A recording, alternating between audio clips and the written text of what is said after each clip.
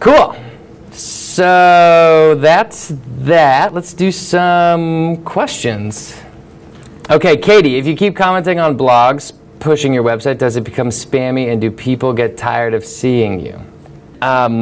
So I can really only answer that from the SEO point of view, which is what you're doing is good, right? It doesn't. I feel like I'm just completely judging you, but I feel like you wouldn't be pissing people off that much. In general, from a general rule of thumb, the second link you get on a site is less valuable than the first, and the third link you get is less valuable than the second, right? In general, when you're talking about blog comments.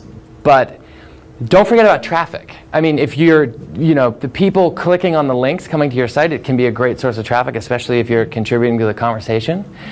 But what you've just pointed out happens to everyone, and it happens to me as well. And my solution was to create a couple of pieces of content that I can always refer back to over and over again. So rather than like, hey, great article, thanks for that, clickminded.com, I created a couple of things that are always beneficial. So I have this SEO checklist,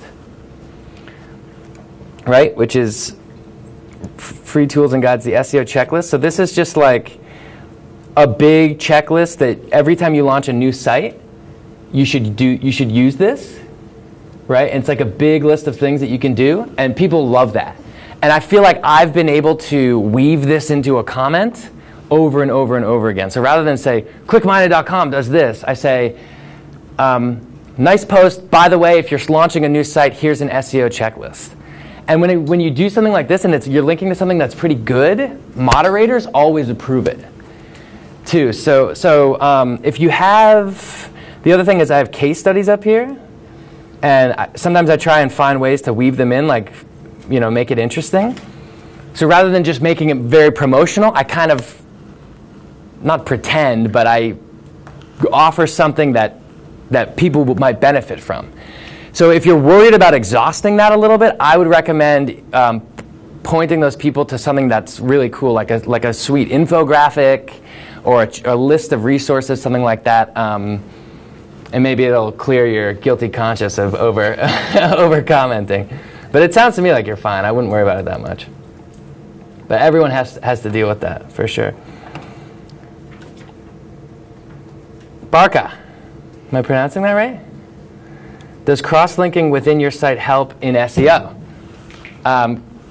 So on the same domain, linking to each other? Yes, it does.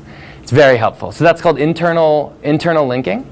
In general, it's less beneficial than external links pointing in, right? So if I have a site, if this is my site, and a site over here is linking to me with apples, right? And I'm linking with apples, it's probably going to benefit the external sites more because of webmaster manipulation. But yeah, Google's looking at the links of your site as a clue to what that content is about.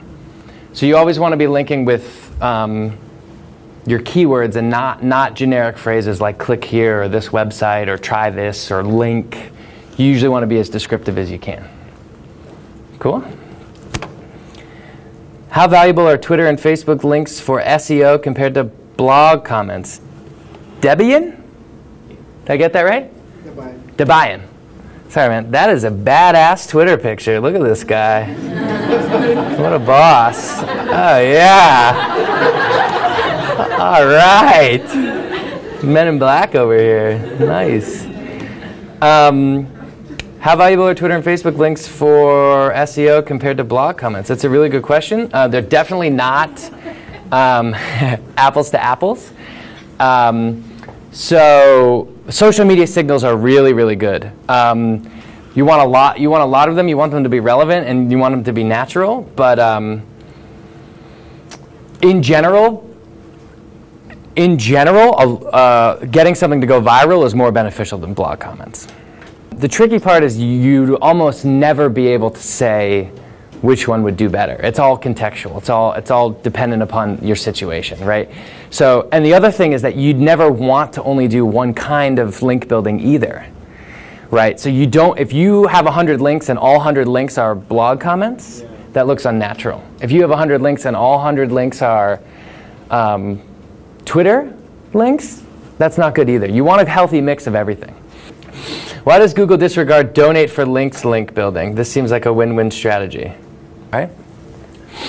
So it is totally cool to be linking to anyone you have an offline relationship with. If you're linking to your customers, if you're linking to people you do business with, all this kind of stuff, that's totally fine. As a nonprofit, linking to your donors, that's very natural, right? What's unnatural is, hey, website, use this text and link to us and we'll give you money for it, right? So could Google penalize a nonprofit for doing this? Possibly. Would they? Probably not. So it makes sense in the offline world, so people are letting it go. But yeah, I mean, it could get to a point where there's a big scandal where like American Red Cross is hoarding millions of dollars for links. That it could happen. But for now, a lot of people say, yeah, find a relevant charity in your area, donate to them, and get links. And again, all of these tactics are just a couple of tactics among a sea of millions of tactics, right? So there's a lot to do. Adam, I have a really niche blog. If I start optimizing for more general keywords, will my niche keywords suffer? I wouldn't think about keywords in that way. It's not like I have niche keywords and I have broad keywords and I can pick one or the other.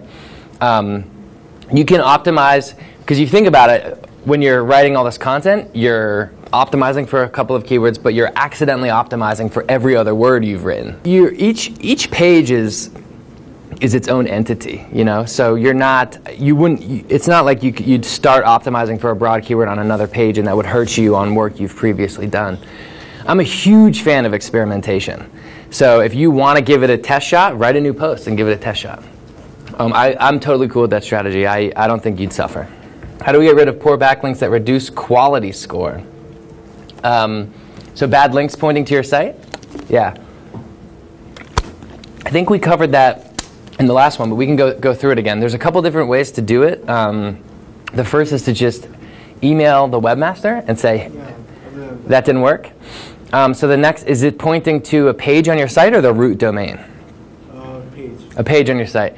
So there's one really interesting way to go about it. People have nicknamed it SEO amputation, where you just delete the page. So if you've acquired a lot of bad links, you can't delete the page. If I have website.com/page and I've hired a bunch of outsourcers to build links to that page and they've done a really bad job, you can just delete the page. What if it's pointing directly to the domain? Right. So the other things to think about is over time, all links diminish in value. So if you wait it out, maybe you could be okay. The other thing to think about is the percentage of good links to bad links. So if I have 5 bad links and 20 good links this month, and then 5 bad links and 50 good links next month, it's going to be weighted down a little bit. And then the last option is if you're just totally screwed and you don't know what to do, you can set up an entirely new domain. You set up a 301 redirect on your old domain, pointing it to the new domain, and about 50% of the time that works. You can find a lot of case studies online. Some people say it works, some people... Like I was checking the net, some people say that like poor bad links do not have any effect on the search rankings. Is that true? More bad links? Like poor bad links do not have any effect on the search rankings. Is that true? So it's super controversial right now because of the Penguin update, which just happened not even a month ago. But it's basically, Matt Cutts and Google came out and said, we're going to start, in the past they said, lots of bad links just don't hurt you. They're just null, they're not worth anything. And now they're starting to say, lots of manipulative bad links do hurt you if it's done too much. It's really controversial because it's created, they think it's going to create an entire industry called negative SEO. Yeah, right? Where I look at my competitors, I pay someone $20 to build 10,000 spammy links to my competitors. Yeah. And it's really controversial now because it's a new update. And a lot of people have, especially big companies, are really worried about it too. Mine included. So look into it because the whole industry is talking about it right now. There's when the update first hit in April, there was this forum on Webmaster World that was like 25 pages long of just people being like, "Oh my God, I'm screwed. What's going on?" Blah blah blah. So it's worth looking into. But yeah, they can hurt.